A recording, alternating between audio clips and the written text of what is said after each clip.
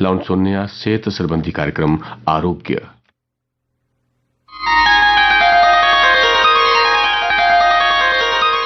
नमस्कार, सभी श्रोताओं का स्वागत करते हैं। आज का ये प्रोग्राम एक बार फिर से स्वास्थ्य से जुड़ा हुआ और स्वास्थ्य संबंधी समस्याओं पे हम बात करते हैं।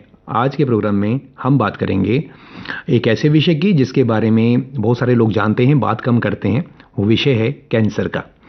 कैंसर क्यों होता है, कैंसर की वजह क्या होती हैं, क्या ये क्योरेबल है, ठीक हो सकता है, किस स्टेज पे हो सकता है, कितनी स्टेजेस होती हैं, और भी इसके बारे में बहुत सारी बातें करने के लिए आज हमारे साथ हैं हमारे स्टूडियोज़ में डॉक्टर पारस खन्ना, जो कि कैंसर स्पेशलिस्ट हैं, सर्जन हैं, और आज हमें बताएंगे इसी कैंसर पे कुछ खास बातें। सबसे पहले आपका स्वागत करते हैं डॉक्टर पारस प्रोग्राम में। नमस्कार Sanjeev ji, thank you so much. Cancer है क्या और इसको हमने किस तरह से डील करना चाहिए, सबसे पहले तो यही। आपका सवाल बहुत अप्रोप्रिएट है।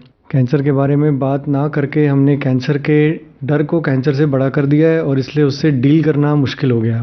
कैंसर को अगर सरल भाषा में समझा जाए तो ये शरीर की वो कोशिकाएं या वो सेल्स हैं जो रेगुलेटरी मैकेनिज्म से इंडिपेंडेंट हो गई हैं। अब जो शरीर की वो कोशिकाएं जो अब शरीर के रेगुलेशन मैकेनिज्म को ना मानते हुए अपने आप बढ़ रही हैं, बेरोक टोक बढ़ रही हैं, जिस वजह से जिस हिस्से में बढ़ती हैं उस हिस्से को काम नहीं करने देती और वहाँ पे लोकल डिस्ट्रक्शन करती हैं जी। समय पाकर ये आसपास की खून की जो नसें हैं उनके थ्रू शरीर के दूसरे हिस्सों में भी फैल जाती हैं। तो मोटे मोटे तौर पे कैंसर वो सेल्स हैं बॉडी के जो अब अनकंट्रोल्ड डिवीजन हो रहा है जिनका, और जो यूजफुल नहीं है, डेट्रीमेंटल है हेल्थ के लिए।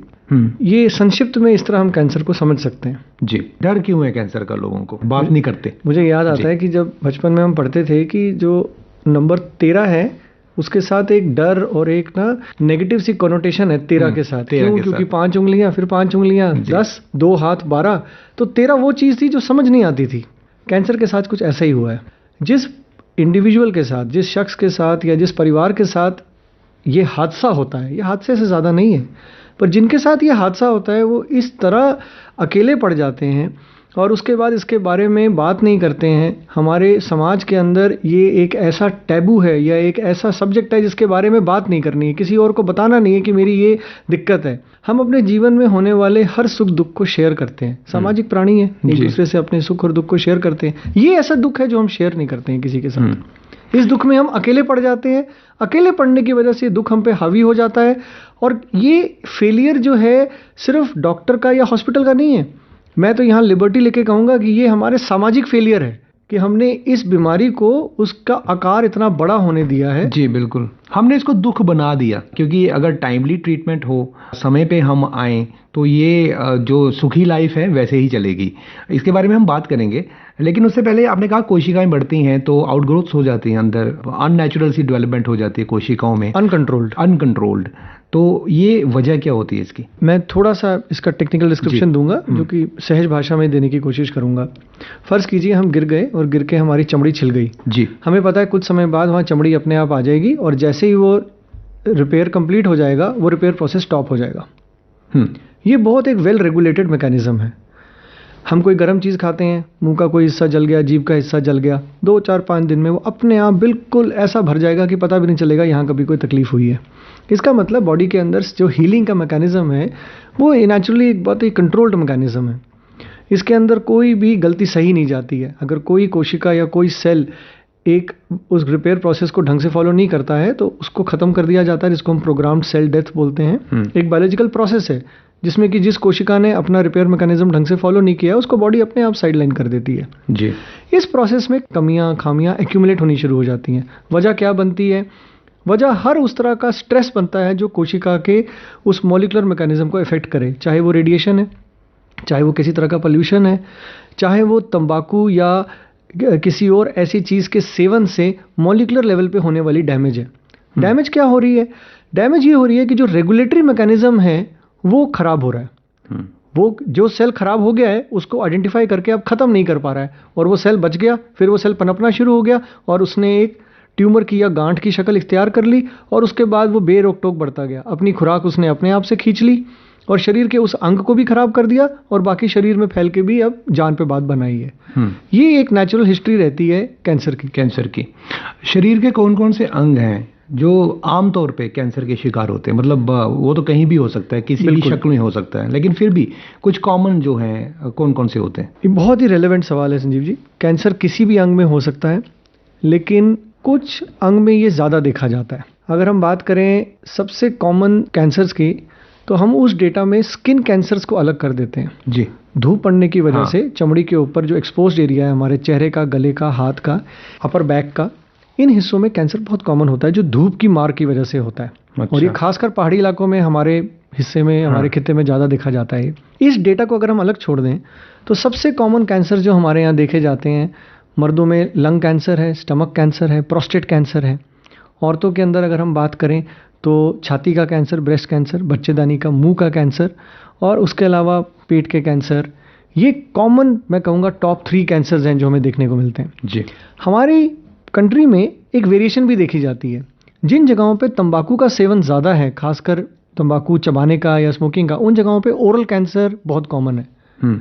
और ये नंबर स्पेशली हमारे नॉर्थ ईस्ट में और हमारे कंट्री के ईस्टर्न और वेस्टर्न एरिया में बहुत कॉमन चलती है, बहुत ज़्यादा। बिल्कुल। और मुझे दुख के साथ ये बात कहनी पड़ रही है कि हमारे यहाँ पे ओरल कैंसर बहुत कॉमन है जम्मू में जी। और लोकल पॉपुलेशन में कॉमन है। ऐसा नहीं है कि माइग्रेंट पॉपुलेशन जो यहाँ काम करने आती है वो पान सुपारी खाते हैं तो वो कॉमन है। स्मोकिंग बहुत बड़ा फैक्टर है इसका। इसके अलावा लेडीज़ में ब्रेस्ट कैंसर और यूट्राइन कैंसर ये बहुत कॉमन है जी। थैंकफुली मैं सर्विक्स कैंसर इतना ज़्यादा, बच्चेदानी का कैंसर इतना ज़्यादा नहीं देख रहा हूँ, बट उसकी वजह मुझे कुछ और लगती है। उसकी वजह मुझे ये लगती है कि वो फैमिलीज़ या वो इंडिविजुअल्स आगे नहीं आ पा रहे हैं बताने के लिए अपनी तकलीफ। वो एक अलग चैलेंज है, पता नहीं है क्योंकि वो डिस्कस नहीं करते। बिल्कुल, जो आपने बात शुरू में की थी कि भाई हम डील कैसे करें इस प्रॉब्लम में। इस प्रॉब्लम को डील करने का सबसे बड़ा जो इम्पोर्टेंट एनेबलर है वो ऑन्कोलॉजिस्ट नहीं है, यकीन मानिए, वो अस्पताल भी नहीं है। वो ये कॉन्फिडेंस है कि हम एक दूसरे के साथ अपनी तकलीफ शेयर कर सकते हैं। मेरा एक्सपीरियंस मुझे ये सिखा रहा है कि जब एक इंडिविजुअल को ये कॉन्फिडेंस हो जाता है कि मैं अपने परिवार में, अपने समाज में अपने दुख को शेयर कर सकता हूँ, वो टाइम है जब आप उस दुख को डील या टैकल करना शुरू करते हो। जी। अकेले पड़े हुए इंसान के साथ, अकेली पड़ी हुई फैमिली के साथ मुश्किलें बस एक के ऊपर एक इकट्ठी होती जाती हैं। कैंसर कहते हैं लाइलाज है, ऐसा तो नहीं है, कैंसर ठीक हो सकता है। कैंसर के साथ एसोसिएटेड कई मिथ्स हैं जी। कई भ्रामिक बातें हैं जो कतई सच नहीं है। Cancer is a curable disease. Categorically अगर कोई चीज़ मैं फैक्ट अगर स्टेट कर सकता हूँ, cancer is a curable disease. जी। कैंसर को देखने का एक नज़रिया है जो डेवलप करना बहुत ज़रूरी है। मैं आपसे एक सवाल पूछना चाहता हूँ और आपके थ्रू आपके श्रोताओं से भी सवाल पूछना चाहता हूँ। जी। हमारे घर परिवार में, हमारे समाज में, हमारे सर्कल में अगर किसी को शुगर की बीमारी होती है या ब्लड प्रेशर की बीमारी होती है तो क्या कभी हम उनको ये पूछता हुआ देखते हैं या अब हम उनसे ये सवाल करते हैं भाई तो हड्डी बीमारी कदों क्योर होएगी? बिल्कुल। हम तो एक्सेप्ट कर लेते हैं कि ठीक है, डायबिटीज़ है, हाइपरटेंशन है, ये हमारी रोज़मर्रा की ज़िंदगी का पार्ट बन गई है, एक लाइफस्टाइल डिजीज़ है।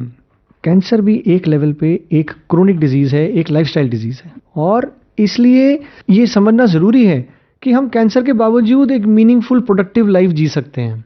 शरीर की हर गांठ कैंसर नहीं है, छाती में बनने वाली हर गांठ कैंसर कतई नहीं है। बहुत वजह है उसकी। बिल्कुल, 9 आउट ऑफ 10 टाइम्स ये गांठें कैंसर नहीं है।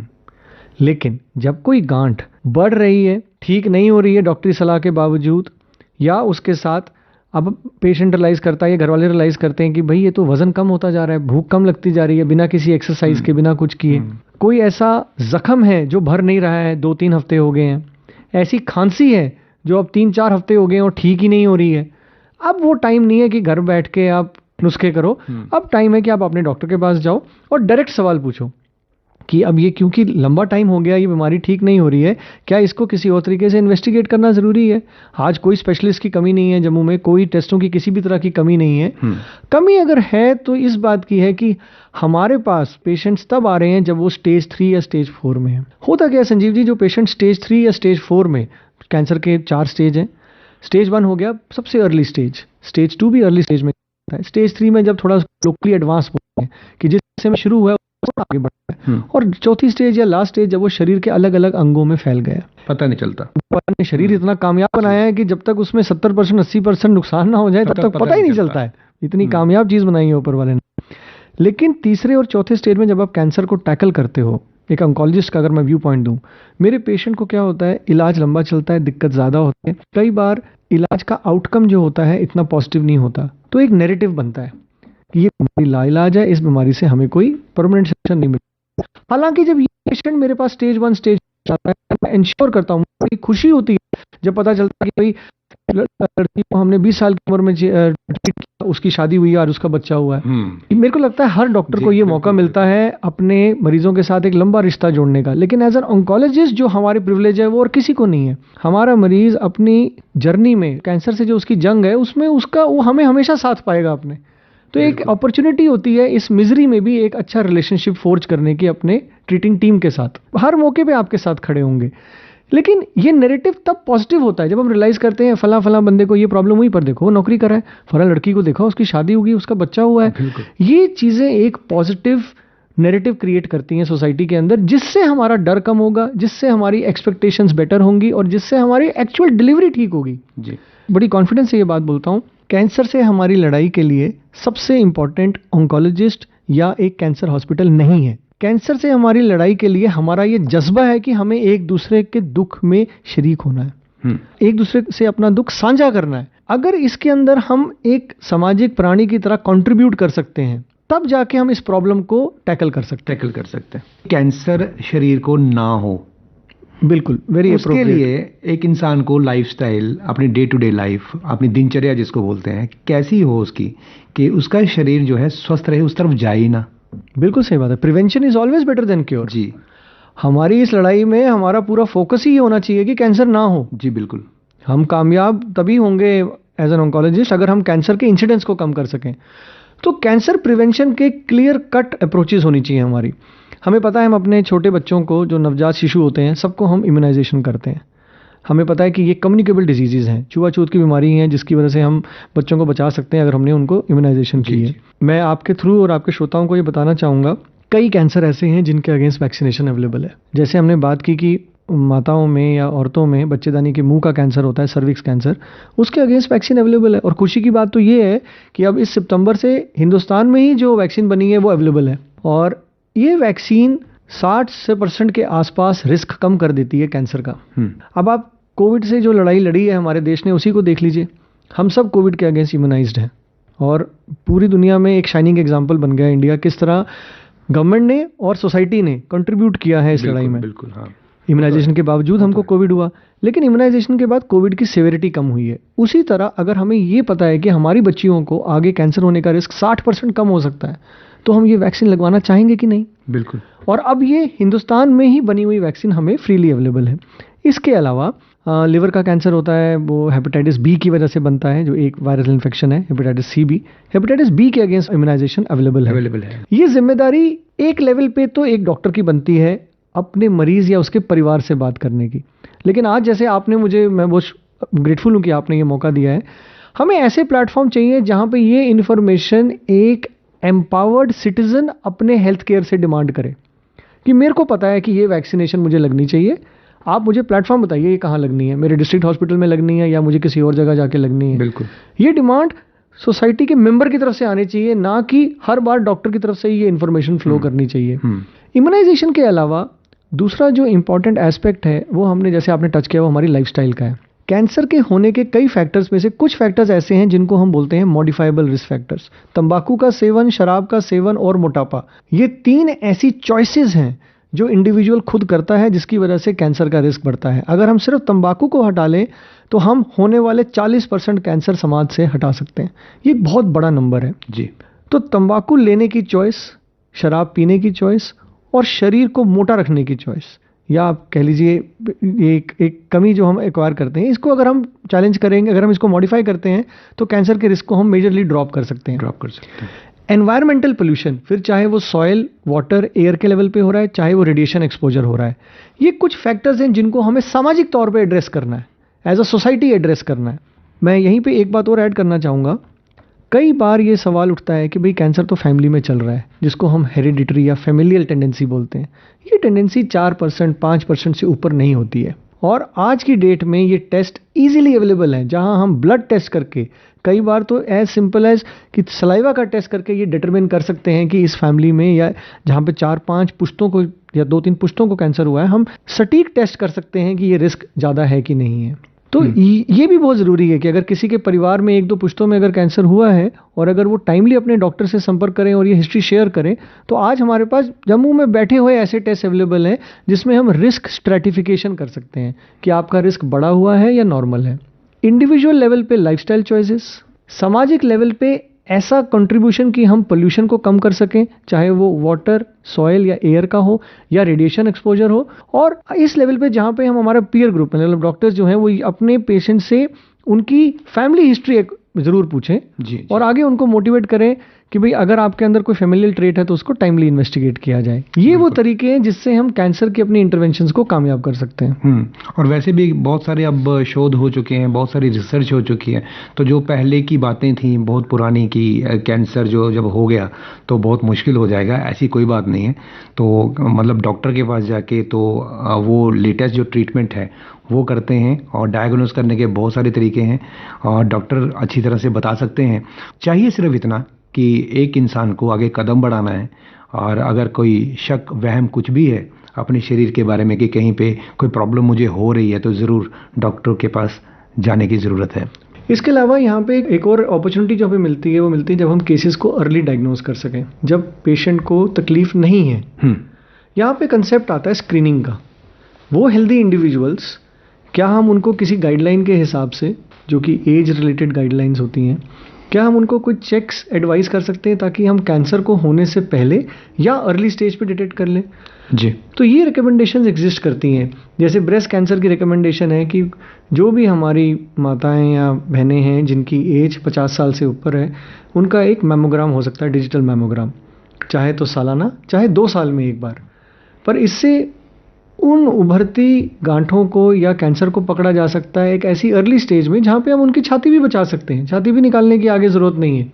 इसी तरह बच्चेदानी के मुंह का कैंसर, जो कि एक एपिडेमिक प्रोपोर्शंस में हमारे कंट्री में एग्जिस्ट करता है। बड़ी दुख की बात है कि दुनिया में होने वाले हर 100 सर्वाइकल कैंसर में से 25 कैंसर हिंदुस्तान में होते हैं।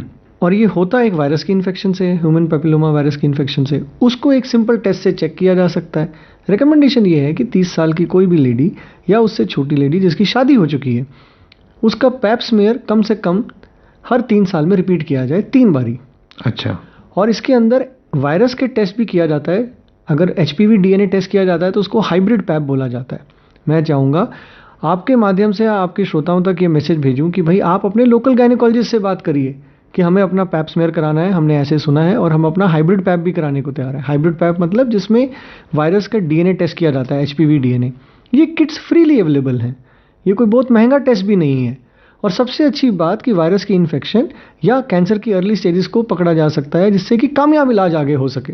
बिल्कुल। तो कैंसर को हराने की स्ट्रैटेजी में कैंसर की प्रिवेंशन के लिए जिस तरह हमारे पास लाइफस्टाइल चॉइसेस का माध्यम है, जिस तरह हमारे पास वैक्सीन्स का माध्यम है, उसी तरह स्क्रीनिंग भी एक टूल है जिसका हम फ़ायदा उठा सकते हैं जी। जो लोग इसको सुन रहे हैं, अगर उनको डॉक्टर के पास चेकअप करवाने के लिए जाना है तो आगे बढ़ें, आगे जाएं, ताकि टाइमली डायग्नोस हो सके। और ऊपर वाला ना करे कि हो, लेकिन अगर हो भी तो इलाज है उसका, डॉक्टर के पास बिल्कुल सही इलाज है और आप जाके ट्रीटमेंट करवा सकते हैं और इसके अगली स्टेजेस से बच सकते हैं। डॉक्टर पारस खन्ना, बहुत सारी इन्फॉर्मेशन, बहुत अच्छी इन्फॉर्मेशन आपने हमें दी कैंसर के बारे में, और बहुत कॉमन लैंग्वेज में, आम भाषा में, हमारी बोलचाल की जो भाषा है उसमें आपने बताया कि कैंसर होता क्या है, कैसे होता है, कैसे बच सकते हैं। इन सभी बातों पे आपने बात की।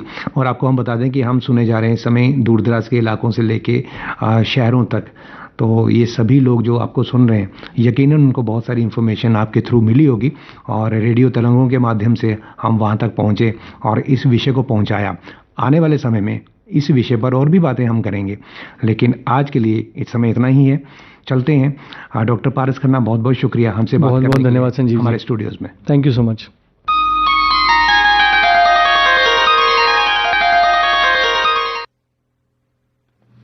कैंसर से जुड़ी कुछ जरूरी बातें आप सुन रहे थे। कार्यक्रम आरोग्य में डॉक्टर पारस खन्ना से की गई ये बातचीत। इनसे बातचीत कर रहे थे संजीव शर्मा।